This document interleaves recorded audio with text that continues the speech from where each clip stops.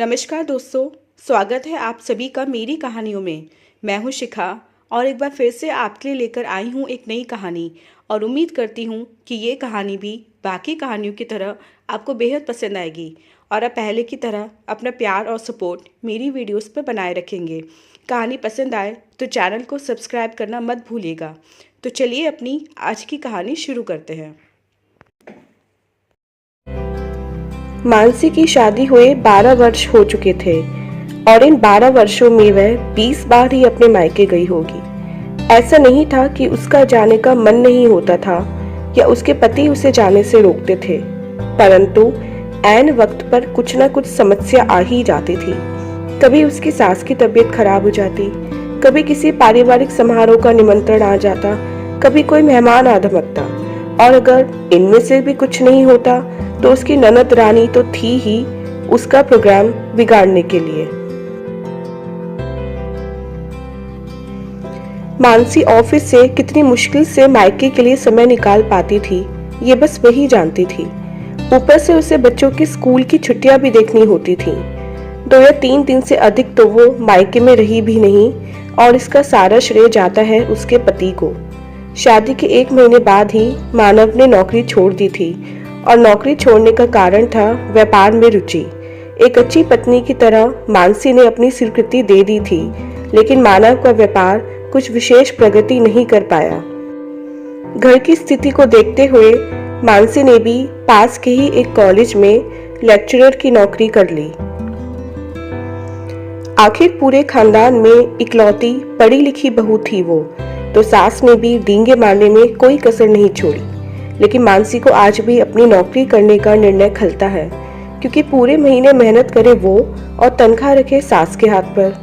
पूरे घर का खर्च उसी की कमाई से चलता था। ननद को लेना देना भी उसी के पैसों से होता था। ना तो वो बीमारी में छुट्टी कर सकती थी, ना कहीं घूमने जाने के लिए, क्योंकि ऐसा करने पर तनख्वाह कटती तो सास को खर्चा चलाना मुश्किल हो जाता। खर्चा चलाने का तो सिर्फ बहाना था, असली कारण तो बेटी के यहाँ छिपकर चीनी, चावल, मसाले, कपड़े आदि पहुंचाना होता था। मानसी सचमुच एक सीधी लड़की थी, जिसका हृदय बहुत कोमल और साफ था। उसकी जगह कोई और लड़की होती तो तनख्वाह अपने नियंत्रण में रखती और सास को भी काबू में रखती। बेटे के बेरोजगार होने की स्थिति में सास को भी उसकी बात माननी ही पड़ती, लेकिन मानसी को ये सब चालाकियां नहीं आती थी और उसकी सास इस बात का भरपूर फायदा उठा रही थी। समय का पहिया अपनी गति से घूमता रहा। मानव भी थोड़ा बहुत काम करने लगा था, लेकिन घर चलाने की जिम्मेदारी अभी भी मानसी की ही थी। जब कभी गाड़ी से वो लोग घूमने जाते तो उसकी सास बेटे के बराबर वाली सीट पर पहले से ही बैठ जाती और मानसी को मन महसूस कर पीछे बैठना पड़ता। उसकी सास अपने रिश्तेदारों के सामने कहती, मेरी बहू को चाट पकौड़ी, घूमने फिरने, फिल्में देखने आदि का शौक नहीं है। मानसी ने ये सुनकर एक फीकी हंसी हंस देती। भला ऐसी कौन सी लड़की होगी जिसे ये सब शौक नहीं होंगे। लेकिन मानसी अपनी सास के शब्दों का मान रखने के लिए अपनी खुशियां भी त्याग रही थी। एक बार तो हद ही हो गई। मानसी की मायके से लाई हुई साड़ियां, सौंदर्य प्रसाधन, चप्पलें आदि अपनी बेटी को दिला देना उसकी सास के लिए एक आम बात थी। लेकिन उस दिन मानसी का हृदय फट पड़ा जब रक्षाबंधन पर उसके भाई द्वारा दी गई सोने की अंगूठी भी सास ने ये कहकर अपनी बेटी को दिला दी कि कुछ दिन पहनकर दे देगी। लेकिन 2 साल हो गए, उसकी ननद ने उसको अंगूठी वापस नहीं की और एक दिन अचानक बोल दिया कि मानसी बर्तन मांजते हुए अंगूठी हाथ से फिसलकर पता नहीं कहाँ गिर गई। मानसी को अच्छी तरह पता था कि अंगूठी सास और ननद के लालच का शिकार हो गई है। मानव से कहने का भी कोई फायदा नहीं होता, क्योंकि मानसी के पक्ष में जरा सा बोलने पर सास घर सर पर उठा लेती, छाती पीटने लगती, रोने लगती और अंत में उन दोनों को गलती ना होते हुए भी सास के पांव छूकर माफी मांगनी पड़ती। सबसे अधिक तकलीफ तो सास को उसके मायके जाने से होती थी। मानसी को लगता था कि वो दुनिया की अनोखी सास है, वरना हर सास यही चाहती है कि बहू घर में ना रहे, जिससे घर में सुख शांति रहे। नंदोई जी तो ननद को 2-2 महीनों के लिए भेज देते हैं और उसका 2 दिन के लिए जाना भी सास और ननद से बर्दाश्त नहीं होता था। इसी तरह 12 वर्ष बीत गए। अपने पति के सच्चे प्यार और 2 बच्चों के सहारे मानसी ने हर दुख, हर कसक बर्दाश्त कर ली। उसका बेटा अब 10 वर्ष का हो चुका था। अच्छे बुरे की समझ उसे आने लगी थी। वो देखता था कि कैसे उसकी माँ पूरा दिन मेहनत करके शाम को थकी हारी आती है, फिर घर के काम करती है और फिर उन दोनों भाई बहन को भी पढ़ाती है। एक दिन की बात है, वो लोग पार्क घूमने जा रहे थे। मानसी की सास ने हर बार की तरह उसको गेट का ताला लगाने के लिए छोड़ दिया और खुद लपककर फ्रंट सीट की ओर बढ़ी। लेकिन वहां पहुंचकर उनके आश्चर्य का ठिकाना नहीं रहा जब उन्होंने देखा कि उनके पोता पोती पहले से ही अपने पापा के बराबर में बैठे थे। बेचारी क्या करती, मन मारकर उन्हें मानसी के साथ पीछे ही बैठना पड़ा। उस दिन उनकी शक्ल देखकर मानसी को बहुत हंसी आई, लेकिन आज पानी सर से गुजर गया था। मानसी को अपने मायके गए 8 महीने हो गए थे। सास तो खुद से जाने को कहेंगी नहीं, यही सोचकर उसने अपने और बच्चों की छुट्टियों के हिसाब से सास और पति से पूछकर मायके घूमने का प्रोग्राम बना लिया। लेकिन जाने के एक दिन पहले ही शाम को उसकी सास ने उसको बुलाया और बोली, बहू अभी तुम मायके मत जाओ, कल तुम्हारी ननद रहने के लिए आ रही है, बाद में चली जाना। मानसी का दिल तड़प उठा। उसके साथ ही ऐसा क्यों होता है? हर बार की वही कहानी। ननद परसों ही तो 2 दिन रहकर गई है, अब फिर रहने के लिए आ जाएगी 10-15 दिन के लिए।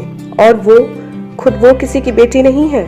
उसका मन नहीं करता होगा अपने माँ बाप से मिलने का। क्या करे वो? अगर उसने अब भी कुछ नहीं किया तो फिर कभी कुछ नहीं कर पाएगी। अगले दिन उसकी ननद सुबह ही अपना बैग लेकर रहने के लिए आ गई। मानसी ने सबको चाय नाश्ता कराया और अपने कमरे में तैयार होने चली गई। तैयार होकर उसने सास और ननद के पैर छुए और बोली, अच्छा मम्मी जी मैं चलती हूँ, संडे की शाम तक आ जाऊंगी। मानसी, मुझे छोड़कर तुम ऐसे कैसे जा सकती हो? ननद ने गुस्से में कहा। अकेली कहाँ दीदी, मम्मी जी तो है ही आपके साथ। दोनों माँ बेटी मिलकर खूब बातें करना, कोई डिस्टर्ब करने वाला भी नहीं होगा। वैसे दीदी सही सोचा है मैंने, जब भी आप आया करेंगी मैं भी मम्मी पापा से मिलाया करूंगी, क्योंकि आप होंगी तो मुझे यहाँ मम्मी जी की चिंता नहीं रहेगी। मानसी ने अपनी बात पर जोर देते हुए कहा। सास और ननद को तो मानो सांप सूंघ गया, लेकिन उसकी सास इतनी जल्दी हार मानने वालों में से नहीं थी। बहुत जुबान चल रही है, मेरी बेटी का आना अच्छा नहीं लगा शायद, लेकिन भूल मत कि अभी मैं जिंदा हूँ और मेरी बेटी जब तक चाहे यहाँ रहेगी, इसमें किसी को कोई एतराज नहीं होना चाहिए। और मम्मी जी आप भी ये भूल रही हैं कि मैं भी किसी की बेटी हूँ। मेरा भी मन करता होगा अपने माता पिता से मिलने का। दीदी 2-2 महीने रहकर जाती हैं और मुझे 2 दिनों के लिए जाने की भी मनाही है। ऐसा क्यों? अगर घर खर्च ही कारण है तो आपने देखा भी होगा कि मैं अपना प्रोग्राम इस हिसाब से बनाती हूँ। फिर भी आपको आपत्ति है? क्या आप बस यही चाहती हैं कि मेरे घर से गाड़ी भरकर सामान आता रहे और मैं वहां ना जाऊं? दीदी को 2 महीने रखकर भी विदाई के समय आपके आंसू आते हैं। कभी सोचा है मम्मी जी कि मेरे माता पिता 2 दिनों में कैसे अपना प्यार लुटा पाते होंगे? क्या मेरा मन नहीं करता होगा मन भरकर अपने मायके रहकर आने को? लेकिन मैं चाहूं भी तो ऐसा नहीं कर सकती, क्योंकि मेरे ऊपर तो घर की जिम्मेदारियां हैं ना। अपने दिल पर हाथ रखिए और पूछिए कि क्या इस जमाने में ऐसी बहू आपको मिल सकती है जो अपनी पूरी तनख्वाह सास के हाथ पर रखे, जेब खर्च के पैसे भी वो आपसे ले, घर से ऑफिस और ऑफिस से सीधा घर आए, कभी अपने लिए कुछ मांगे ना, चाहे ना। कहते कहते मानसी रुआसी हो गई। उसके पीछे खड़े मानव ने प्यार से उसके कंधे पर हाथ रखा। बेटे को देखते ही सास बोल पड़ी, देख रहा है कैसे जुबान चल रही है इसकी। एक मायके जाने के लिए इतना सुना रही है। मानव तपाक से बोला, माँ बात मायके जाने की नहीं, अधिकार की है। जैसे संध्या का मन करता है हमसे मिलने का, क्या वैसे ही मानसी का नहीं करता होगा अपने घर वालों से मिलने का? और माँ, केवल बहू से ही अपेक्षा मत कीजिए कि वह बेटी बनकर रहे, कभी आप भी तो उसकी माँ बनने की कोशिश कीजिए। कहकर मानव मानसी का हाथ पकड़कर उसे बाहर की ओर ले गया और अंदर उन दोनों माँ बेटी को गहरी सोच में छोड़ गया। दोस्तों, कहानी को पूरा सुनने के लिए धन्यवाद। मिलते हैं जल्दी अपनी नई कहानी में। तब तक के लिए मुझे आज्ञा दीजिए और अपना ध्यान रखिएगा।